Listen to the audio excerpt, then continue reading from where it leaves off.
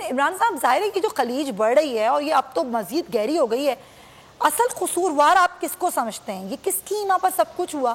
یہ P D M جس لیے بنی تھی، جس چیز کے لیے اس کی بنیاد ڈالی گئی تھی، اس کو نقصان پہنچانے کا اصل ذمہ دار آپ کس کو سمجھتے ہیں؟ بسم اللہ الرحمن الرحیم۔ سمیہ دیکھیں، ذمہ دار یہ سب لوگ ہیں۔ بنیادی طور پہ پی ڈی ایم بنانے کا مقصد کیا تھا؟ پی ڈی ایم بنانے کا مقصد تھا تحریک انصاف کی حکومت سے وزیر اعظم عمران خان سے چھٹکارا پانا، جس میں یہ بالکل کامیاب نہیں ہو سکے۔ اچھا، پھر یہ کیونکہ اگر آپ دیکھیں تو یہ 11 جماعتیں ایسی تھیں جن میں سے موسٹلی ایک دوسرے کی مخالف جماعتیں تھیں۔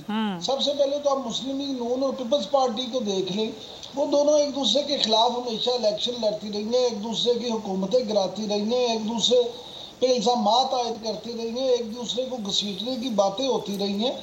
اسی طرح اگر آپ دیکھیں کے پی میں اے این پی اور جمعیت علماء اسلام مولانا فضل الرحمان یہ ایک دوسرے کی مد مقابل ہمیشہ سے رہی ہیں۔ ایک کو رائٹ ونگ کی جماعت سمجھا جاتا ہے اور دوسرے کو لیفٹ ونگ کی جماعت سمجھا جاتا رہا، اور دونوں اسی طرح ایک دوسرے کی دشمن تھی، جس طرح مسلم لیگ نون اور پیپلز پارٹی یہ صرف اکٹھے ہوئے تھے ایک دوسرے کا کاندھا استعمال کر کے تو عمران خان کی حکومت گرانے کے لیے۔ بالکل ان کا آپس میں اس طرح سے معاملہ رہا، یہ اس طرح سے آپس میں جوتوں میں دال بٹتی رہی کہ یہ وہ مقصد بھی پورا نہیں کر پائے۔ لہٰذا جب وہ مقصد پورا نہیں کیا، پیپلز پارٹی میں سمجھتا ہوں کہ ان میں سے سب سے کامیاب رہی اس طرح سے کہ پیپلز پارٹی نے سینٹ میں یوسف رضا گیلانی صاحب کو کامیاب بھی کروا لیا۔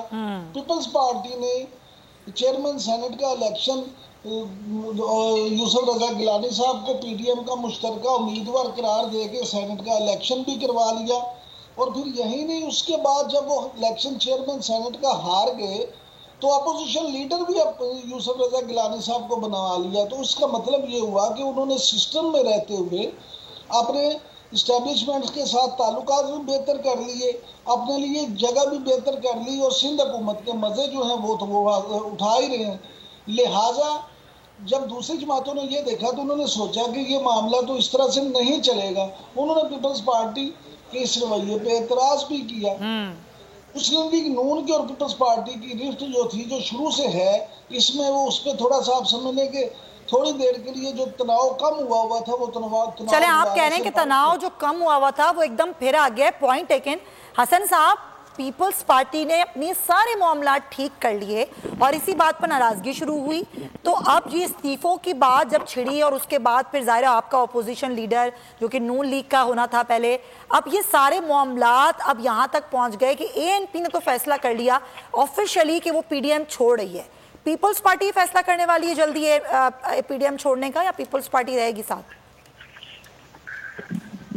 دیکھیں سمیہ، بہت شکریہ۔ میں اتنی آواز تو نہیں آ رہی تھی، لیکن میں نے محترم اپنے بھائی کی باتیں بھی سنی، اور مجھے ان میں سے ایسے لگ رہا تھا کہ جیسے ان کا آپس میں کوئی مکمکا ہے، آپس میں جو معاہدہ طے ہوا ہے، جس میں میاں صاحب باہر گئے اور نون لیگ نے کہا کہ ہم آپ کے 5 سال پورے کروا دیں، وہ ان کی باتوں سے بالکل صاف ظاہر ہو رہا تھا۔ اور یہی اختلاف کی وجہ بنی کیونکہ پی ڈی ایم جو ایک کے تحت ایک ریٹن معاہدے کے تحت اکٹھی ہوئی، اور اس میں 26 نکات تھے کہ یہ نکات ہیں، ان پہ ہم عمل درآمد کریں گے۔ اس میں ایک استعفوں کی آپشن بھی موجود ہے۔ تو ہم نے یہ ہمارا مطالبہ تھا کہ آپ ان ساروں کو ایگزاسٹ کیے بغیر کیوں جاتے ہیں استعفوں کی طرف؟ صحیح۔ آپ جب لانگ مارچ کی ڈیٹ طے کرتے ہیں تو آپ اس کے ساتھ جس دن لانگ مارچ کرنا ہو اس کی تیاری کی اور اس کی کہ کیا ہے، آپ اس دن آپ کہتے ہیں کہ استعفے پہلے دے دو۔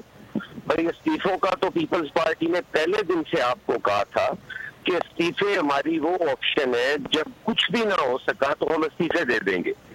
آپ استعفے دے کر کس طرح یہ باقی آپشن ایگزاسٹ کرو گے؟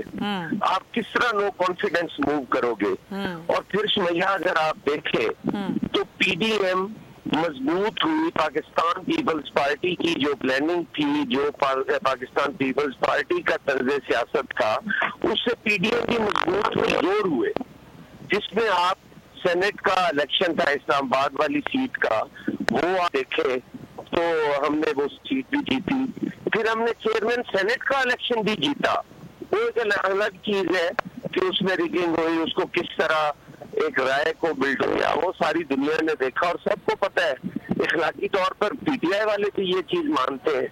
हम तो जब भी असेंबली इकट्ठे बैठते हैं तो वो कहते हैं कि यार हम असूली तौर पर तो हारे हुए हैं, लेकिन हमारी हुकूमत है, हमें करने दो। लेकिन हसन साहब बस इतना सा बता दें कि आप लोग छोड़ रहे हैं पीडीएम या नहीं?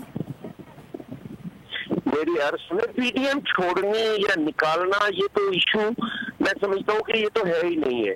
अच्छा। पीडीएम जो बनी थी तो वो इस बात पे बनी थी, ये तयशुदा असूल था कि इसमें कसरत राय से फैसले नहीं होंगे, फैसले होंगे। सही है। अगर कोई छोटी पार्टी भी इख्तलाफ करती है तो वो फैसला नहीं होगा।